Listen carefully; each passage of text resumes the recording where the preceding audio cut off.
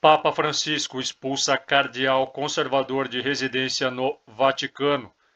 Conforme noticiado pela imprensa em 30 de novembro, o Papa Francisco decidiu expulsar o cardeal norte-americano Raymond Leo Burke, de 75 anos, que é abertamente crítico da sua gestão, da sua residência no Vaticano e cortar seu salário. Burke, nomeado pelo Papa Bento XVI, faz parte de um grupo de conservadores americanos que há tempos se opõe às medidas do Papa de reformar a Igreja Católica. Se a punição se baseia na premissa de que nenhum membro do clero deve desfrutar de privilégios enquanto critica o chefe da Igreja, então o precedente aberto deve desencadear uma reação significativa e aprofundar as divisões entre o Vaticano e aqueles que se opõem às reformas modernizantes, o que seria o início de um cisma, até porque a medida é sem precedentes na era de Francisco. A situação é mais aguda na Igreja americana, onde há tempos já existe uma fragmentação. Poucos meses antes, o Papa havia informado aos membros da ordem religiosa jesuíta em Portugal que havia uma atitude muito forte, organizada e reacionária no braço norte-americano da Igreja, que descreveu como atrasada.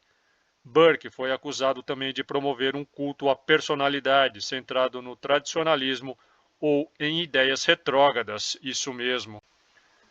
O falso Papa Francisco, com todo o poder da elite cabalista oculta que o sustenta, resolveu limitar a influência de todos aqueles que se opõem a ele, cortando os laços com Roma e expurgando de vez aqueles que têm uma visão mais tradicional ou conservadora sobre várias questões.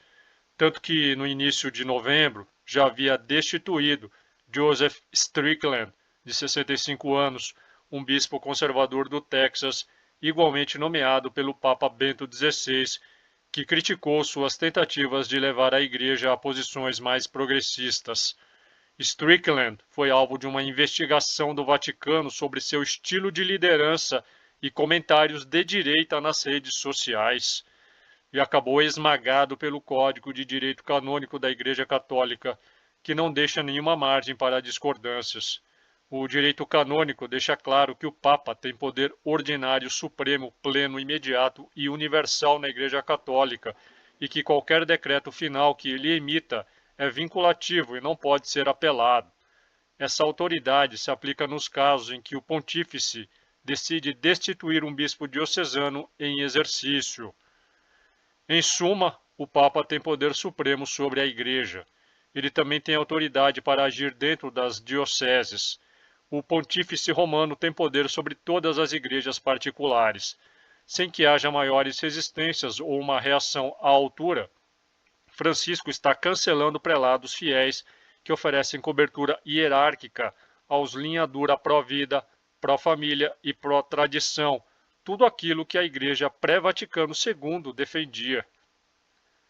Em março de 2022, Bergoglio já havia dispensado Dom Daniel Fernandes Torres do cuidado pastoral da Diocese de Arecibo, em Porto Rico.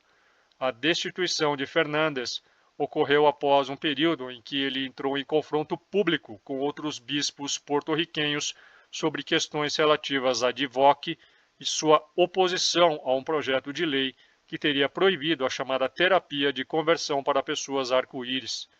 Fernandes recusou o pedido do Vaticano para sua renúncia e disse, num comunicado publicado no site diocesano, que se sentia abençoado por sofrer perseguições e calúnias por proclamar a verdade.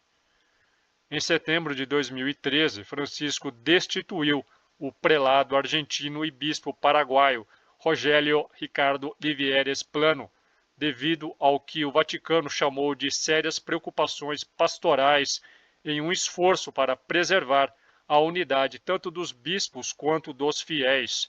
Livieres, falecido em 2015, também recusou o pedido de renúncia do Vaticano e afirmou em um comunicado publicado que havia sido vítima de perseguição ideológica por parte de católicos mais liberais.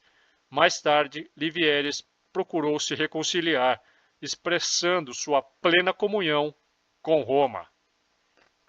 No caso de Raymond Leo Burke, ele vem sendo um dos oponentes mais ativos do Papa dentro da Igreja.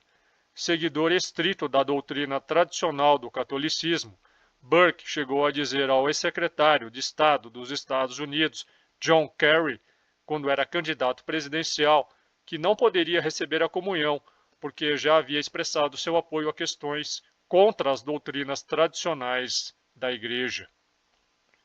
Burke alertou que este Papa está brincando perigosamente com a tradição cristã de 2000 anos e até ameaçou emitir um ato de correção contra Francisco, o que seria uma medida muito ousada e rara, algo que não acontece há séculos.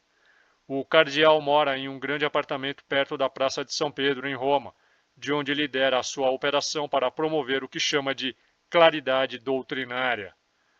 O confronto de Burke com Francisco estourou em 2017 por causa da demissão do líder dos Cavaleiros de Malta, uma congregação que remonta ao século XI e do qual é patrono, depois de ter sido descoberto que o ramo da caridade da ordem tinha distribuído preservativos em Mianmar.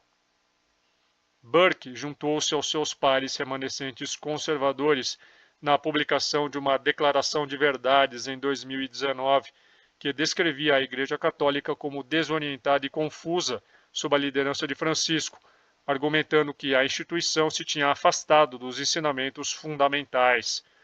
Francisco rebaixou Burke dentro da hierarquia eclesiástica e transferiu-o para posições com menos influência ao longo dos anos.